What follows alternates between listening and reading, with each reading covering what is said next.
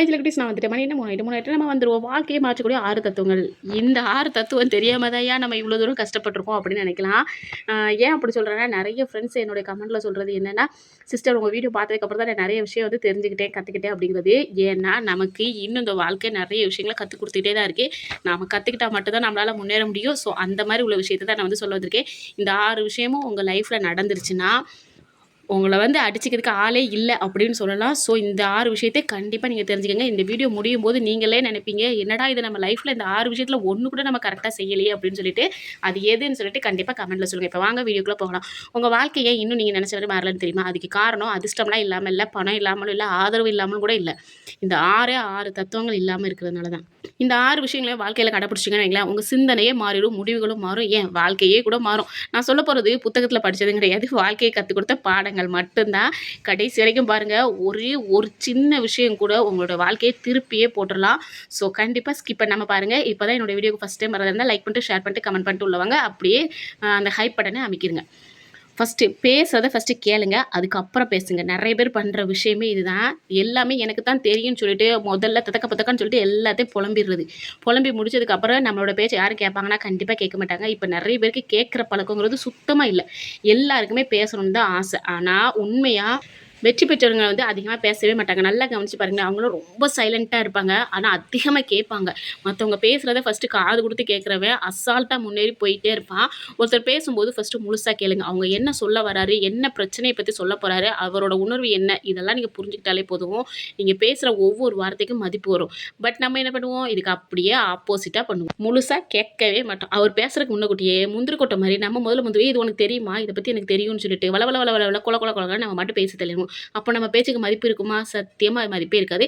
நம்ம பேச்சுக்கு மதிப்பு வேணும்னா ஃபஸ்ட்டு அடுத்தவங்க என்ன பேச வராங்க, அவங்க என்ன நினைப்பில் சொல்ல வராங்கன்னு சொல்லிட்டு முழுசாக நீங்கள் கவனிக்கணும். கவனித்தா மட்டும்தான் நடக்கும். சரியா? 2வது முக்கியமான ஒரு விஷயம், கேட்காம பேசுகிறவன், அதாவது அவங்க பேச்சுவார்த்தையில் வேணால் அவன் ஜெயிச்சிடலாம். ஏன்னா நான் ஜெயிக்கக்கூடியவங்க வந்து என்ன பண்ணுவாங்க, நம்ம கூட எய்த்தாப்பில் இருக்கிறவங்க ரொம்ப பேசுகிறேன்னா அவங்க அமைதியாயிடுவாங்க. அப்போ நமக்கு என்ன தோணும், நான் தான் ஜெயிச்சிட்டேன் அப்படின்னு சொல்லிட்டு.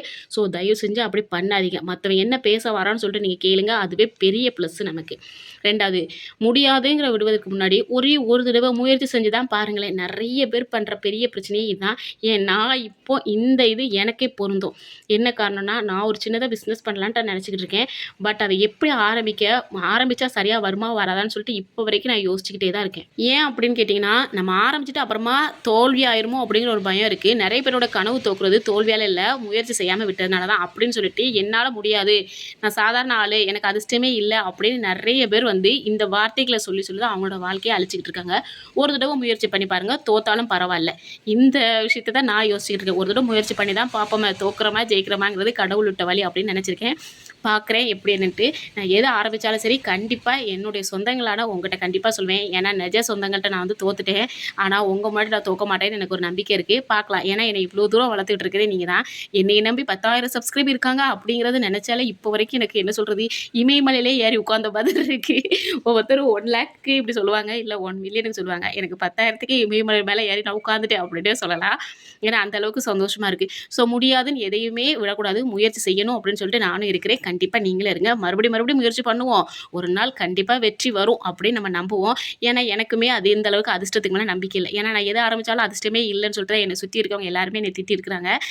எனக்கு நானே தெம்பாக இருந்தால் கூட மற்றவங்க சொல்கிற வார்த்தை என்னென்னா, இவன் எதை ஆரம்பித்தாலும் இப்படி தான் இருக்குது அப்படிங்கிறாங்க. இந்த வார்த்தையை கேட்டு எனக்கு அது ஒருவேளை உண்மையாக இருக்குமோங்கிற பயத்தில் நான் எதுவுமே ஆரம்பிக்காமல் இருக்கேன்.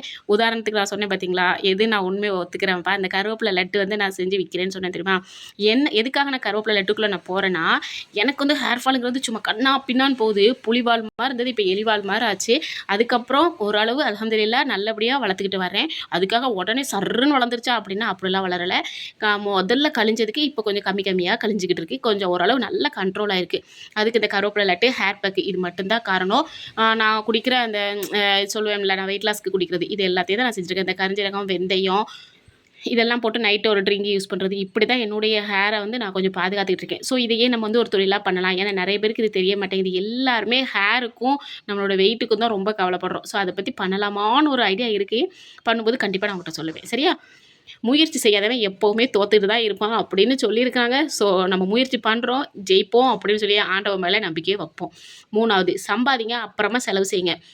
இப்போ எல்லாருமே சம்பாதிக்கிறதுக்கு முன்னாடியே செலவு பண்ண ஆரம்பிச்சிடுறாங்க. கடன், இஎம்ஐ, தேவையில்லாத செலவுகள், அப்புறம் மன நிம்மதி கண்டிப்பா போயிரும். கடன் வாங்குறதுக்கு முன்னாடி நல்லா யோசிச்சுக்கோங்கப்பா. கடன் வாங்கும்போது சந்தோஷமா தான் இருக்கும். ஆனா அதுக்கப்புறம் தான் தெரியும். அதே மாரி தான் இஎம்ஐ. இஎம்ஐல இப்போ புது ட்ரிக் என்ன தெரியுமா? நீங்க ரூ. 1 கூட இல்லாம நீங்க உங்களுடைய பொருள் வந்து வாங்கிட்டு போயிரலாம் அப்படின்ருவாங்க. ஆனா அந்த ரூ. 1 கூட இல்லாம வாங்கிட்டு வந்ததுக்கப்புறம் தான் நம்ம கையில ரூ. 1 கூட இல்லாம அவன் எல்லாத்தையும் புடுங்கிட்டு போயிருவான். ஸோ அதனால இஎம்ஐ வாங்குறதுக்கு முன்னாடி ஒரு தடவைக்கு 100 தடவை யோசிச்சுட்டு வாங்குங்க. தேவையில்லாத செலவுகள் அதிகமா பண்ணாதீங்க. நம்ம கையில காசு இருக்கிறத பொறுத்து நீங்க வந்து ஆடம்பர செலவு நமக்கு வேணுமா? வேண்டாமா? அப்படின்னு சொல்லிட்டு யோசிங்க. பணம் வந்து சந்தோஷத்த வாங்காது. மனசு நிம்மதி தான் போயிரும். ஆனா பண கஷ்டம் நிம்மதியே கெடுத்துரும். ஸோ அதனால முதல்ல உழைச்சு சம்பாதிங்க. உங்களால முடிஞ்ச அளவுக்கு உழைங்க. அந்த சம்பாதிச்சத வச்சு நீங்க என்ன தேவையோ அத வாங்குங்க. எவன் கேட்பான் சொல்லுங்க? நம்ம உழைச்சிருக்கோம், நம்ம வாங்குறோம். ஸோ பணத்த மதிச்சா பணம் உங்கள மதிக்கும். 4வது யோசிங்க. அப்புறமா பேசுங்க. ஏன்னா ஒரு மெசேஜ், ஒரு கமெண்ட், ஒரு போஸ்ட் இதெல்லாம் ஒரு ஒரு செகண்ட்ல அப்படியே எழுதிடலாம். ஆனா அது ஒருத்தரோட மனச வாழ்நாள் முழுக்க காயப்படுத்தும். என்னுடைய கமெண்ட்ல வந்து எவ்வளவோ எனக்கு பாசிட்டிவ் கமெண்ட் வந்தாலும், ஒரு சில பேட் கமெண்ட் வரும்போது மனசு ரொம்ப சங்கடமாயிரும். என்னடா இது இப்படி பேசியிருக்காங்க, நம்ம இதுவரைக்கும் நம்ம நல்லது தானே செஞ்சு குடுத்துருக்கோம். நம்மளையே இப்படி பேசுறாங்களேன்னு சொல்லிட்டுலாம் எனக்கெல்லாம் தோணியிருக்கு. ஸோ எழுதுறதுக்கு முன்னாடி யோசிங்க. இது உண்மையா? இது தேவையா? இது யாரையாவது காயப்படுத்துமா? அப்படின்னு சொல்லி யோசிச்சு எழுதுற வார்த்தைகளுக்கு உறவை வந்து உருவாக்கும். அவசரமா எழுதுற வார்த்தைகள் உறவை உடைக்கும். இது வந்து எல்லாத்துக்குமே பொருந்தும். கமெண்ட்டுக்கு, மெசேஜுக்கு மட்டும் சொல்லல. யார்ட்டயும் பேசுறதுக்கு முன்னாடி யோசிச்சு பேசுங்க. ஏன்னா சொன்ன சொல்ல அள்ளுறதுங்கிறது ரொம்பவே கஷ்டம். ஸோ அதனால நீங்க சொன்ன சொல்ல சொல்றதுக்கு முன்னக்கூட்டியே 10 தடவை யோசிங்க. 5வது முதல்ல நம்புங்க. அப்புறமா கடவுள்ட்ட வேண்டுங்க. நெறைய பேர் பண்ற பெரிய மிஸ்டேக் இதுதான். கடவுள்ட்ட வேண்டுறது நல்லது தான். ஆனா நம்ம மேல நம்பிக்கை இல்லாம வேண்டிக்கிட்டே இருந்தா அதோட பயனே கிடைக்காது. கடவுள் நமக்கு கை குடுப்பார் தான், இல்லன்னு சொல்லல. ஆனா, நடக்க வேண்டியது நம்ம தான் நடக்க வைக்கணும். நம்ம தான் ஏன்னா என்னால முடியும், நான் முயற்சி செய்வேன்னு நீங்க எந்திக்கணும். நான் படுத்த படுக்கையா உட்காந்துக்கிட்டு எனக்கு 10,00,000 வேணும், 50,00,000 வேணும்னா, குடுக்குற தெய்வம் ஒண்ணு கூரைய பிச்சுக்கிட்டு குடுக்கும்னு நம்ம சொல்லுவோம் அந்த காலத்துல. ஆனா இப்ப அப்படிலாம் குடுக்காது. நீங்க எந்திரிச்சு நடந்தா மட்டும் தான் உங்களுக்கு கிடைக்கும். உட்காந்த இடத்துலேருந்து எல்லாம் கிடைக்கும்னு நினச்சிங்கன்னா கண்டிப்பா இருக்காது. இந்த நம்பிக்கை இருந்தா மட்டும் தான் இறைவனோட அருளும் நமக்கு வந்து சேரும். நம்பிக்கை இல்லாத பிரார்த்தனை பலவீனமாயிரும். ஸோ நம்பிக்கையோடு செய்ற பிரார்த்தனை தான் ரொம்ப சக்தியா இருக்கும். ஸோ நம்பிக்கை வைங்க. நல்லபடியா எல்லாத்துலயுமே முன்னேறி வாங்க. ஃபர்ஸ்ட்டு நம்ம நம்பி நம்ம முதல்ல எந்திரிக்கணும். அப்புறம் கடவுள்ட்ட வேண்டணும். எப்பவுமே நமக்கு கடவுள் தான் ஃபர்ஸ்ட்டு. நம்ம நம்பிக்கை வச்சு நம்ம கடவுள்ட்ட கேட்கணும். அதுக்காக நீங்க என்ன கடவுள நம்ப மாட்டீங்களா? அப்படின்லாம் கேட்றாதீங்க. கடவுள் நமக்கு முக்கியம்தான். ஆனால் உங்களுடைய மனசுல நீங்க நம்பிக்கை வச்சு சொல்லுவாங்க தெரியுமா? எந்த ஒரு பரிகாரமும் நீங்க முழு மனசோட செஞ்சா மட்டும் தான் அது வந்து நடக்கும். மனசே இல்லாம நீங்க செஞ்சு பார்த்தா அந்த பரிகாரம் பலிக்காது. ஸோ அதனால முதல்ல கடவுள் நம்பிக்கை வச்சு கண்டிப்பா கேளுங்க. சாவறதுக்கு முன்னாடி வாழ்க்கைய வாழ்ந்து தான் பாருங்களேன். பல பேரு உயிரோட இருக்காங்க. ஆனா வாழ்க்கைய வாழவே இல்ல. எப்பவுமே பயம், எப்பவுமே கவலை, எப்பவுமே எங்க எங்க ஓடலாம் இத பத்தியே யோசிச்சுக்கிட்டு இருப்பாங்க. ஒரு நாள் இந்த வாழ்க்கை முடிஞ்சிரும். அதுக்கு முன்னாடி உங்க கனவுகள தேடி துரத்துங்க. உங்களுக்கு பிடிச்சத செஞ்சுக்கிட்டே இருங்க. மத்தவங்களுக்கு உதவுங்க. வாழ்க்கை எவ்ளோ நீளமா இருக்கு அப்படிங்கிறத நீங்க வாழ்ந்து பார்த்து தான் முடிவெடுக்கணும். நெறைய பேரு பணம், பணம், பணம், பணம்னு ஓடிட்டு ஒரு கட்டத்துக்கு அப்புறம் அந்த பணத்த மட்டும் தான் சேர்த்து வச்சிருப்பாங்களே தவிர, தன்னோட இளமைய வந்து தொலைச்சிருவாங்க. ஸோ அந்த இளமை போனதுக்கப்புறம் நீங்களே இப்போ உதாரணத்துக்கு நெறைய நீங்க சம்பாதிக்கிறீங்க. ஒரு டூருக்கா எங்கேயுமே போகவே இல்ல. கடைசி வரைக்கும் சேர்த்து வச்சுக்கிட்டே இருந்துட்டு ஒரு 60 வயசுல நீங்க ஒரு கோடீஸ்வரனா ஆயிறீங்க. அந்த 60 வயசுக்கு அப்புறம் நீங்க எங்கேயாவது சுத்தி பார்க்கணும்னு நெனச்சா கூட, உங்களால கண்டிப்பா முடியாது. ஏன் ஒரு குற்றாலத்துல போய் குளிக்கலான்னு சொன்னா கூட, நமக்கு அந்த நேரத்துல கிடுகிடுகிடுன்னு நடுங்க ஆரம்பிச்சுரும். இப்போ உள்ள பசங்களுக்கே நடுங்குது. 60 வயசுக்கு மேல நம்ம உடம்பு ஒத்துழைக்காது. முட்டு வலி, கால் வலி, கை வலி, கால் வீக்கம், இடுப்பு வலின்னு எல்லாமே வந்துரும். ஆனா அந்த பணத்த வச்சு எல்லாத்தையுமே சரி பண்ண முடியுமான்னா, கண்டிப்பா முடியாது. ஸோ சாவறதுக்கு முன்னாடி வாழ்க்கைய வாழ்ந்து தான் பார்ப்போமே! அப்படின்னு சொல்லிட்டு வாழ்ந்து பாருங்க. எல்லாமே நல்லதாவே நடக்கும். எவ்வளவு அர்த்தமா வாழ்ந்தோம் அப்படிங்கிறது தான் முக்கியம். செல்லக்குட்டீஸ் மீண்டும், மீண்டும் எப்படி மீண்டும், மீண்டும் இந்த 6 தத்துவங்கள நினைவுபடுத்திக்கலாம். சரியா? பேசுறத கேளுங்க, பிறகு பேசுங்க. முடியாதுங்கிறது முடியறதுக்கு முன்னாடி முயற்சி செஞ்சு பாருங்க. சம்பாதிங்க, அப்புறமா செலவு செய்யுங்க. யோசிங்க நெறையா, முதல்ல நம்புங்க, அப்புறமா வேண்டுங்க. சாவறதுக்கு முன்னாடி வாழ்க்கைய வாழ்ந்து பாருங்க. போய் சேர்றதுக்கு முன்னாடி வாழ்க்கைய வாழ்ந்துருவோமே அப்படின்னு தான் எல்லாருமே நம்புவோம். ஸோ கண்டிப்பா நீங்களும் அதே மாரி நம்புங்க. எல்லாமே நல்லதாவே நடக்கும்.